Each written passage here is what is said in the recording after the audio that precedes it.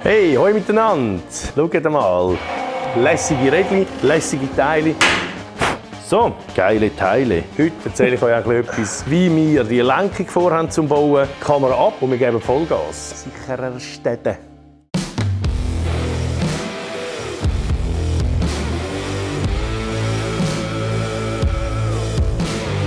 Also, heute geht es darum, die ganze Rädchengeschichte, das ist wie befürchtet der aufwendigste Teil, weil das ist erstens das, was mich am Boden hebt.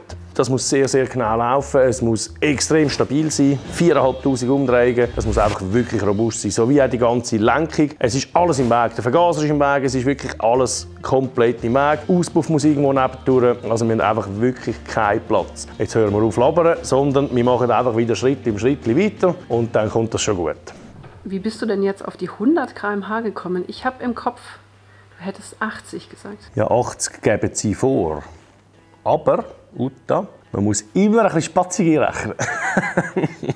Und der Siri hat mir so ein lässiges Ding gemacht im Excel oder weiss ich wo. Da kann ich schön die Zähnezahl, Übersetzung eingeben, Rädchen-Durchmesser und die Drehzahl. Dann sehe ich, wie viel Drehzahl muss es haben, kmh, Rädchen-Durchmesser, alles schön drin. Und dort habe ich sogar, wir müssen noch ein bisschen spatzig für die Spatzig haben, oder? Also das heisst, ich habe dort 110 geschrieben, dann müssen wir 12'500 Umdrehungen haben. An der Kurbelwelle, mit dieser Übersetzung dreht die Rädchen mit 4'500 knapp und dann sollte es 100 km/h sein.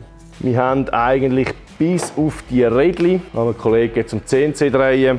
Den Rest haben wir im Haus hergestellt, bis auf natürlich Laserteile vom Salzgeber, von wem auch sonst. Salzgeber Vinti. Vielen Dank an dieser Stelle, weil der Sieg hat jetzt wirklich alles gegeben. Man meint immer, das ist nicht viel Aufwand, das sind nur ein paar kleine Teile, aber der hat das einfach wirklich von heute auf morgen hat er das noch irgendwie zwischen die gedruckt. Am Abend oder keine Ahnung, der hat auch richtig viel Arbeit. Vielen Dank, weil sonst könnten wir da einfach nicht weitermachen. Die Beläge, das ist ein spezieller Kunststoff, wo wir auch natürlich ein Stück eingekauft haben.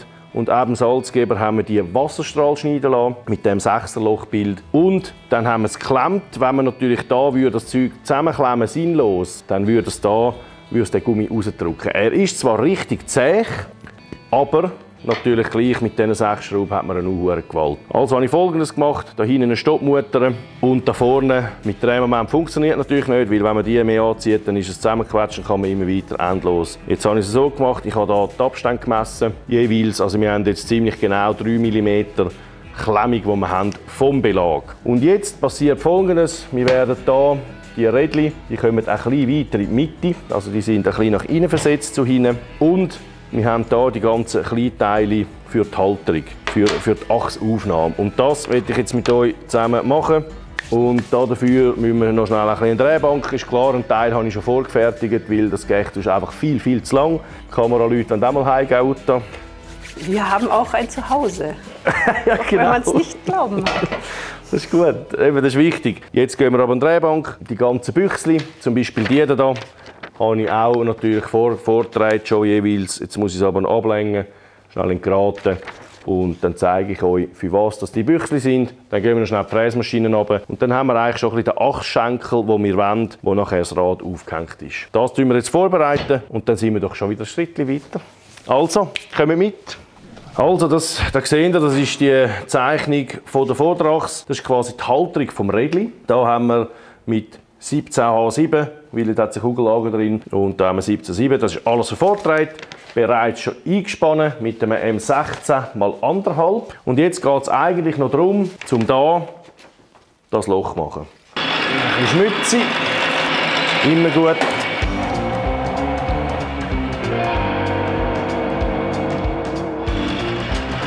Optimal. Ui. So, hier haben wir da wunderbar eine 18er Bohrung. Jetzt haben wir natürlich da das Problem, Stahl auf Stahl ist immer ein Seich. Wir haben ja Bronze im Haus und jetzt kommen hier noch Büchsli, die wir einpressen und nachher holen.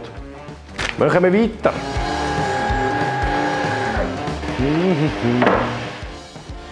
Geile Teile.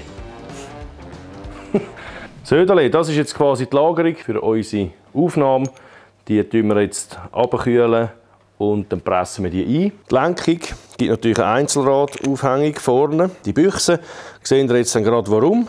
Da, das ist die Aufnahme, wo da quasi das Rädchen dreht, in 2 Kugellager rein. Da vorne machen wir M16 mal 1,5 mit der sogenannten Kronenmutter. Die Kronenmutter hat einen Vorteil, man kann die mit einem Splinter sichern. Die sind mir jetzt hier bei 4'500 Umdrehungen noch ein bisschen sympathischer als Stoppmutter. Das wird nachher angezeichnet und gebohrt und dann haben wir hier schön anziehen, verbohren, mit Splinter sichern. Hinten genau dasselbe, da sind die Mutter schon drauf. Meiner Meinung nach eine von der sichersten, wie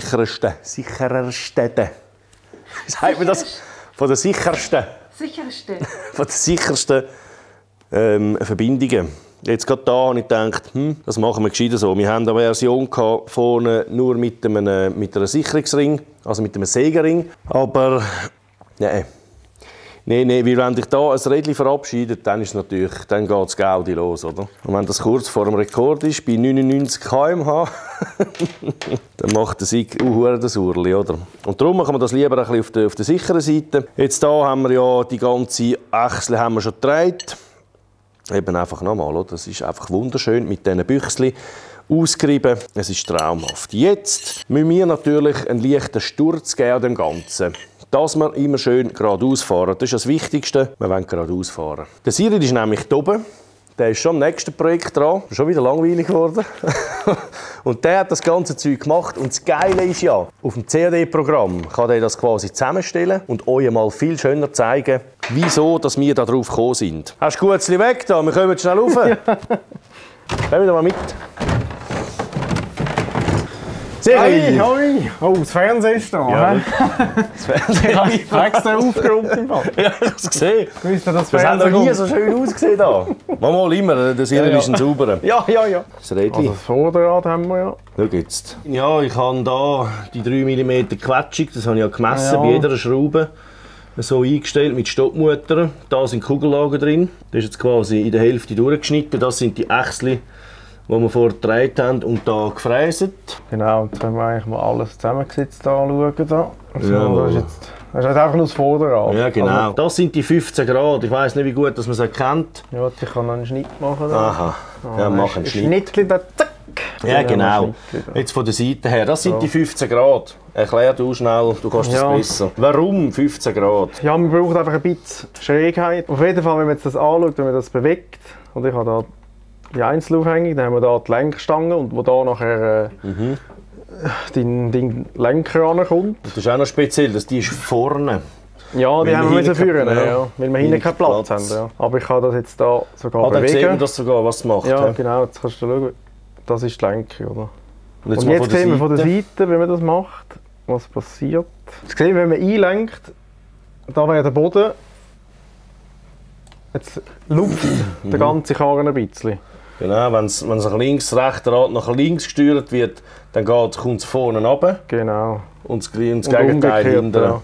Und das gibt eigentlich wie eine Selbststabilität, also immer eigentlich sich selber wieder zurückstellt in die gerade Ausfahrt.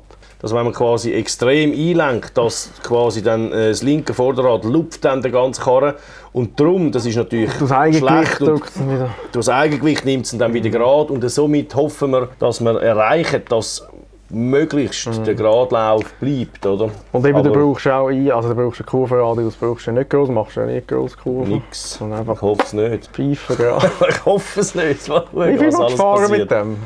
80. Ah, über 80. Ich habe schon gehört. Ui. Kannst du nicht mal schnell alle Teile zeigen, was wir gemacht haben? Also die Hinterachse, auf die sind wir jetzt noch gar nicht eingegangen, ist natürlich auch ein sehr geiles Teil, die Welle mit den Keilnuten. Haben wir jeweils ein Rädchen und das Rädchen alleine ist eben auch schon drin. Ah nein, das ist die Achse noch. Keilbahn. Schöne Achse. Achse. Dann haben wir Und die hinteren Räder sind, runter. dass wir möglichst weit rauskommen, sind die natürlich. Die Mutter ist natürlich nach innen gesetzt, oder? Ja, genau. Die Mutter habe ich nicht gezeichnet, aber da sieht man es eigentlich. Und vorne ist es anders, weil wir mehr Platz haben, weil wir schmäler sind. Also nur Genau. schon das sind ja der Ring noch, Eins, dann haben wir da den Gummi dazwischen, der Belag, das Wichtigste. den Ring, Klemmring. das, was du nachher gehst schweissen da. Und die Lenkachse zweimal Ja. auch angeschweißt. Ja, also ihr seht, es sind doch schon ein paar Teile Das sieht immer schon schön schnell aus, wenn es gemacht ist, aber wieder einmal mehr, wenn man von null einfach da in der Luft steht, in die Luft schaut, mal irgendwie muss anfangen, ja, wenn du nicht hast, von nichts rum. dann kannst du nichts machen. Also, danke Cyril. Tun wir das mal ausrichten, da mit diesen 15 Grad. Es geht herrenmässig.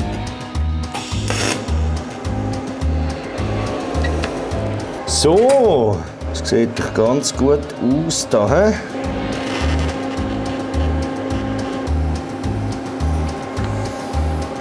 Gut, das wäre jetzt schon mal das. So, und jetzt müssen wir hier die Spickel noch anschweissen. Dann ist das nämlich schon ziemlich gut. He?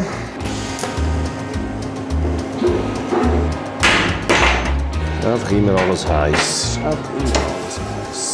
So, jetzt sieht man das mal ungefähr. Da fehlen eben natürlich noch die Passschrauben, die wir hier brauchen, aber so kommt dann das. Wir haben jetzt hier genau den Winkel. Jetzt sieht man es gut, wenn ich das Blättchen gerade hebe, das sind jetzt die 15 Grad. Und wenn man jetzt hier natürlich mit dem Rädchen steuert, dann geht das entweder lupft es oder schiebt es runter. Und das ist genau der Plan. Jetzt ist das natürlich so, wir sind jetzt uns noch ein bisschen unschlüssig, wahrscheinlich machen wir vorne dran die Bierkiste ein bisschen tiefer, 2-3 mm als hinten und machen vorne so wie ein Türbässchen an, wegen der kleinen Steine, irgend so ein Seich, weil da bist du natürlich froh, jeder hure Kieselstein kann die natürlich abtischen. Denke ich weiss ja nicht, ich bin ja noch nie so ein Ding gefahren, oder? Und dann können wir erst die Höhe einstellen, plus die ganze Geschichte verschrauben. Ja, jetzt ist wirklich das Problem, jetzt gehen wir die hohen Teile aus. Man kann natürlich nicht alles immer im Vornherein sehen, was man dann genau braucht. Das kennen die wahrscheinlich daheim. Ich bin jetzt mal ganz kurz weg, kommen aber wieder. A little longer than a few minutes later. So, wir sind wieder da. Ihr seht, es ist schon einiges weiter, es ist etwas passiert. Unter anderem sind die Passschrauben gekommen, affengeil. Da habe ich jetzt bereits schon, dass man die wirklich sauber anziehen kann. Das ist quasi möglichst spielfrei. Darum habe ich jetzt da bereits das Ganze schon mal ausnivelliert. Das kann ich euch gerade zeigen. Ihr seht da, wir haben da die 15 Grad. Jetzt sieht man das auch wirklich gut, wie wir das alles dort gemeint haben, wie wir das verzapft haben. Jetzt da sieht man, das ist schon sehr, sehr satt. Dann noch die Passschrauben drin und dann kann man unten dran anziehen. Ich sage mal, da gebe ich ein Zehntel Spiel. Höchstens ein halber Zehntel, dass das quasi wirklich extrem satt sitzt. So wie auch natürlich die andere Seite, das können wir jetzt alles anstecken.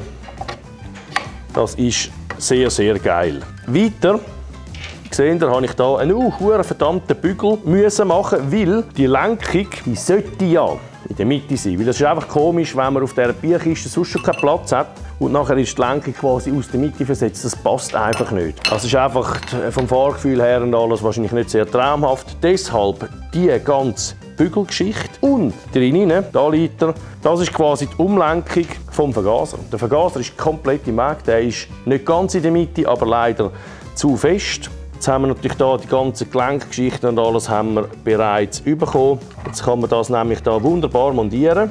Da habe ich ein Teil gedreht. Das ist für Untendrahtlagerung und für oben dran. Das sieht jetzt ein bisschen komisch aus, weil, jetzt muss ich schnell schauen, da ist das X, weil das Teil kommt jetzt da unten rein. Oder? Das können wir mal schnell ein bisschen reinklöpfeln. So, jetzt sehen wir, das ist schön satt. Da rein. Jetzt kommt man langsam drauf, wie das dann funktioniert. Wir haben da unten, da kommt dann noch die Hülse. Die Hülse ist da quasi die Stütze. Jetzt hat sich das natürlich wieder durchs Einschlagen wieder aufgebäumt. Ihr seht, das läuft perfekt ineinander rein, ist aber absolut spielfrei. Das Problem ist einfach das, ich habe absolut keinen Platz da rein. Also kommt das quasi da unten hin. Jetzt ist es gegangen. Also jetzt ist das natürlich quasi, die Lager ist jetzt einfach mal im Stahl rein. Das macht aber gar nichts, um es zu zeigen. So, dann weiter haben wir da unten, wie sagt man denn, einen Abstandhalter, den ich zuerst jetzt reinmachen soll. Der Abstandhalter kommt da unten rein. Das ist natürlich absolut perfekt hier im Winkel und in der Mitte, ganz wichtig. Dann haben wir da unten, jetzt auch einfach mal zum Zeigen mit einer Passschraube. Da kommt aber dann auch noch ein Gleitlager rein, wo ich dann noch Büchsen drehe. Aber jetzt muss ich zuerst mal schauen, ob das alles so funktioniert, wie ich mir das vorstelle. Das kommt dann nämlich da unten rein. So, wunderbar. Jetzt von oben wieder da das Steuerrohr. So, jetzt haben wir hier die Abstandhalter. Da gibt es natürlich dann gerade eine fixe Büchse. Installien unten dran mit dem Hals dran, dem Absatz. Alles schön Bronze. Jetzt ziehen wir das einfach mal so leicht an. Und jetzt sieht man schon den ganzen Trick eigentlich da dran. Wir haben jetzt gerade so knapp genug Platz. Ich sehe es am Vergaser, da muss überall noch ein bisschen ausgeschliffen werden, dass es dann auch wirklich aneinander vorbeipasst. Da den Schraubenkopf habe ich natürlich auch abdrehen, weil es einfach wirklich extrem am Limit ist alles. Da sieht man jetzt so ein bisschen, warum der Bügel. Wir haben oben dran quasi den Haltebügel und unten dran haben wir, das ist einfach nichts anderes als eine Umlenkung wegen dem Vergaser, weil der Vergaser da sitzt. Dann weiter haben wir da natürlich die Kugelgelenke, weil wir wissen ja, die Rädchen, die bewegen sich, die machen nicht nur quasi auf einer Ebene Bewegung, sondern wenn man lenkt, gehen sie entweder ein bisschen runter oder rauf. Und darum brauchen wir da Kugelgelenk und das ist folgendermaßen ist das gedacht. Und zwar haben wir da die Schrauben, unten dran alles mit Stoppmutter natürlich später. Können wir das da fix montieren, so wie auch auf dieser Seite. Und was wir natürlich können, was sehr, sehr wichtig ist, wir können die Neigung oder beziehungsweise die Länge von diesen Lenkstangen können wir natürlich einstellen. Dass wir jedes Rädchen separat schön gerade stellen können, wenn da oben der Lenker 90 Grad ist zu der Kiste. Ja, ihr seht es jetzt oben dran, macht man einen grösseren Weg. Wir haben natürlich probiert, möglichst das Verhältnis klein zu behalten. Das heisst, oben viel Weg, unten wenig Weg. Darum sind wir an dieser Stelle, am Drehpunkt, sind wir möglichst nah am Drehpunkt hin. Und bei den Rädchen natürlich das Gegenteil, möglichst weit nach außen, dass wir genau das Verhältnis haben. Wir haben oben dran, wenn wir mehr Weg machen, als unten dann wirklich passiert. Das ist eigentlich das ganze Funktionsprinzip. Und dann natürlich, wie gesagt, das ist natürlich zu wenig stabil. Dann kommt da die Passhülse drüber, wird natürlich da dann mit so kleinen Spickel wird die verstärkt. Das heißt, die ist fix und da innen dreht sich das Ganze. Also das wird sehr, sehr robust. Da habe ich gar keine Angst, dass das nicht hebt. Das ist 10 mm Stahl, die Umlenkung ist aus 8 mm Stahl. Ja, also es ist wirklich brachial robust. Und dann natürlich wollte ich kein Lenkrad, sondern wir haben ja mehr Töffel als Auto. Also gibt es für mich ganz klar gibt es da einen Töffli-Lenker oben drauf. Ist auch vom Handling her natürlich viel besser. Wir sind jetzt da natürlich noch zu hoch. Also 40 cm sind irgendwo. Ich kann ja da eigentlich mal die Stütze rausnehmen. Und jetzt sieht man auch schön, wie es die Kiste lupft, wenn man da steuert. 40 cm sind wir irgendwo da. Also das ist Oberkant-Kiste. Und dann kommt jetzt noch ein bisschen darauf an, wie dünn dass ich meine Schenkel noch anbringe. Bis zu dem Rennen, weil wenn der Lenker da ist und die Bierkiste ist da fertig, dann haben wir 15 cm. Und da zwischendurch kommen meine Oberschenkel, oder? Dann haben wir ja da die robusten Halter. Und ich habe mich jetzt bewusst für einen steckengeraden Lenker entschieden. Ich kann zuerst natürlich auch so ein bisschen leicht oben runter oder irgendetwas, aber 40 cm ist so wenig. Da muss noch ein Gasgriff her, da muss noch eine Armatur her für Temperaturen, Wassertemperatur muss ich sehen, ich muss die Drehzahl muss ich sehen. Es bleibt nichts anderes übrig als so einen kleinen, geraden Lenker, was aber auch völlig in Ordnung ist. Und jetzt das kann man heißt, gerade der mal... Lenker darf auch nicht breiter sein als die Bierkiste? Das habe ich so verstanden, ja. Ich habe das genau so verstanden, dass nichts darüber ausschauen darf.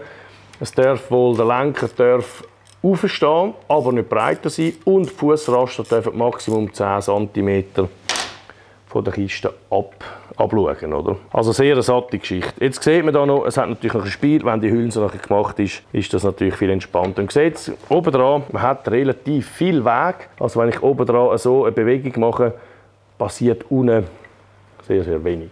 Also, und jetzt sieht man auch wunderbar, wieso dass wir da die 15 Grad Neigung gemacht haben nach hinten. Wir wollen, dass die Rädchen immer wieder gerade sind, weil das Ziel ist geradeaus fahren. Wir brauchen nicht eine grosse Lenkung. Wenn man jetzt zum Beispiel einlenkt, dann sieht man jetzt, diese Seite ist frei. Die hat Grip. Das ist im übertriebenen Maß. Also was passiert? Das Rädchen da, das will wieder zurück auf die Straße, einfach wegen der Neigung. Und es sollte es dann automatisch wieder zurückziehen. Genau das war unser Plan. Das gleiche natürlich umgekehrt. Die Rädchen, die hinteren, das ist klar, das ist eine Starrachse, die sind Pfeifengrad. Also das heisst 90 Grad zum Boden. Die vorderen Rädchen aber, sieht man jetzt hier, haben einen Sturz von ein paar Grad nach innen. Das heisst, die stehen übertrieben gesagt, stehen die so. Da erhoffen wir uns einfach auch noch ein bisschen Stabilität, integriert natürlich zusammen mit dem ganzen Nachlaufthema je schneller, umso besser stabilisiert sich das selber. Das ist eigentlich das Ziel. Das heisst, wenn wir im besten Fall mit 100 km/h unterwegs sind, dass man richtig drücken muss, wenn man lenken will. Wie gesagt, wir sind nicht mehr so weit weg wie auch schon natürlich vor der ersten Probefahrt, weil wir haben unterdessen auch einen Kühler gefunden. Ich habe natürlich auch sonst sehr grosse Unterstützung gehabt, Kühler etc. Vielen Dank an dieser Stelle natürlich. Ist leider alles zu gross gewesen. Also wir haben jetzt kurzerhand haben wir natürlich einen machen lassen bei der Kühlerreparaturen Winterthur, der Luca. Herzliches Dankeschön an dieser Stelle. Top Arbeit. Ihr seht, das ist wahnsinnig klein. Aber durch das, dass ich jetzt so einen grossen Bügel habe an dieser ganzen Lenkgeschichte, habe ich wieder bereits einen neuen Ort, um genau so Sachen wie den Kühler befestigen. Oder den Auspuff zum Halterung anschweissen. Das ist natürlich genial und man sieht da wunderbar. Wir haben 40 cm Gesamthöhe, wir haben hier 39,5. Also wir haben noch eine halbe Antispatzung, 5 mm, das ist natürlich brachial viel. Lange Pforung, also ist das tipptoppe Sache. Das ist jetzt der nächste Schritt. Kühler, Auspuff, das sind eigentlich die grössten Teile. Dann natürlich noch eine Batterie für die Zündung, muss noch irgendwo hin. Und Wasserpumpe etc. anhängen natürlich. Das Hemdbier stopfen. Jetzt schaue ich das Kessel hinten raus.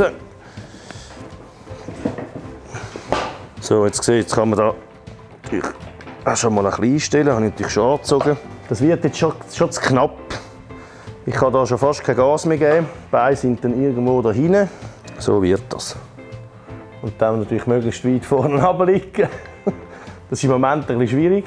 Irgendwie so. Oder dann kann man natürlich dann weiter hinten hocken. Aber ich spüre schon, das kommt gut. Nein, so geht es. Wenn ich ganz hinten hocke, dann runterlege. Ja, du bist natürlich wie auf dem Abschussbrett. Oder? Superman ist natürlich ein Scheiß dagegen, wenn es da vorne ein Steinchen nimmt. Aber du musst voll runter, oder?